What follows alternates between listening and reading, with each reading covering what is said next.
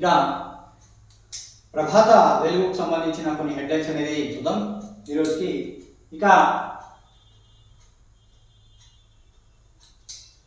జమిలికి green signal, Kovind committee నివేదికకు కేంద్రం cabinet ఆమోదం,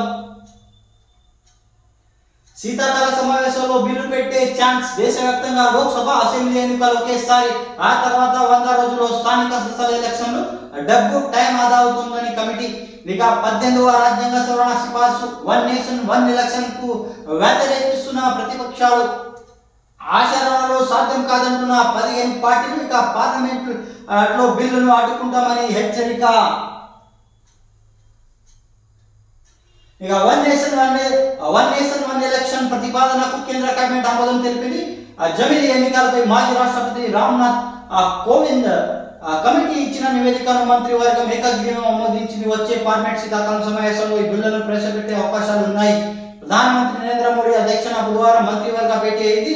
ఈ సందర్భంగా జమిలి ఎన్నికలతో పాటు పలు కీలక అంశాలపై చర్చించినట్టు కేంద్ర మంత్రి అశ్విని వైష్ణవ్ ప్రకటించారు. కాగా కోవింద్ నేతృత్వంలో కమిటీ ఇచ్చిన నివేదికను సుప్రీంకోర్టు మాజీ ప్రధాన న్యాయమూర్తి, హైకోర్టు జడ్జి సహా 32 రాజకీయ పార్టీ ప్రతినిధులు సమర్థించారు. జమిలి ఎన్నికల నిర్వహణ కోసం 18వ రాజ్యాంగ సవరణ హై లెవెల్ కమిటీ సిఫార్సు చేసింది. కాగా 1 నేషన్ 1 ఎలక్షన్ ప్రతిపక్షాలు తీవ్రంగా వ్యతిరేకిస్తున్నాయి అన్నట్టు ఒక హెడ్లైన్స్ అనేది చూస్తున్నాం.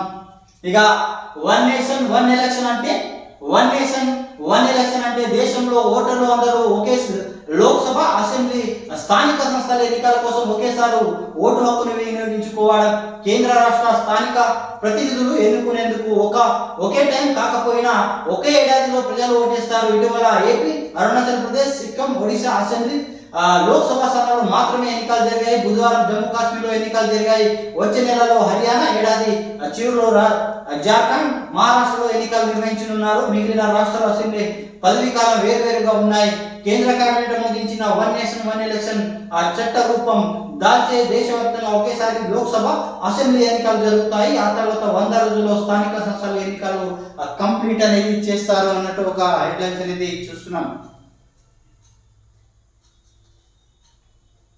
ఇక నల్గొండ బీఆర్ఎస్ ఆఫీస్ కూల్చివేతలో జోక్యం చేసుకోలేదు హైకోర్టు. గతంలో చెప్పిన మళ్ళీ పిటిషన్ వేసుడేంటి, బీఆర్ఎస్ తీరుపై హైకోర్టు ఆగ్రహం, ₹1,00,000 జరిమానా అన్నట్టు ఒక హెడ్లైన్స్ అనేది చూస్తున్నాం. ఇక పవర్ లో ఉన్నప్పుడు 100 కోట్ల స్థలాన్ని 3.20 లక్షలకి కైవసం చేసుకున్న బీఆర్ఎస్ ఎలాంటి పర్మిషన్ లేకుండా ఎకరం స్థలంలో బిల్డింగ్ నిర్మాణం, రెగ్యులరైజేషన్ మున్సిపాలిటీ ఒప్పుకుపోవడం లేదని గతంలో హైకోర్టులో పిటిషన్ ఇంకా జోక్యం చేసుకోవాలని వినతి అప్పట్లో తిరస్కరించిన న్యాయస్థానం ఇంకా కూల్చివేతలు భయంతోనే మరోసారి కోర్టు ముందుకు టైం వేస్ట్ చేస్తున్నారని బీఆర్ఎస్ పై హైకోర్టు సీరియస్ పిటిషన్ తిరస్కరణ అన్నట్టు ఒక హెడ్లైన్స్ అనేది చూస్తున్నాం. ఇంకా నల్గొండలోని బీఆర్ఎస్ పార్టీ ఆఫీసులో కూల్చివేతలో తాము జోక్యం చేసుకోమని హైకోర్టు మరోసారి తెలిసి చెప్పింది. బిల్డింగ్ క్రమబద్ధీకరణ వివాదంపై రెండోసారి పిటిషన్ దాఖలు చేసిన బీఆర్ఎస్ పై తీవ్ర ఆగ్రహం వ్యక్తం చేసింది. ఒకసారి తెలిసిన అంశంపైనే మరోసారి పిటిషన్ ఎట్లా వేస్తారని నిలదీసింది. ఇక కోర్టు టైం వేస్ట్ చేసినందుకు ₹1,00,000 ఖర్చుకు కింద నల్గొండ న్యాయ సేవా అధికారిక సంస్థ చెల్లించాలని బీఆర్ఎస్ ఆదేశించింది. ఇక మొత్తాన్ని 4 వారాలు డిపాజిట్ చేయాలని ఉత్తర్వులు జారీ చేసింది.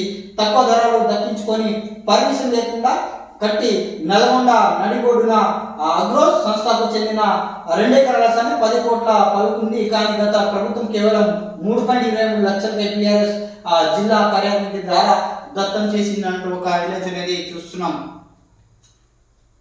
Please subscribe, like, comment and share my channel. Thanks for watching RN News.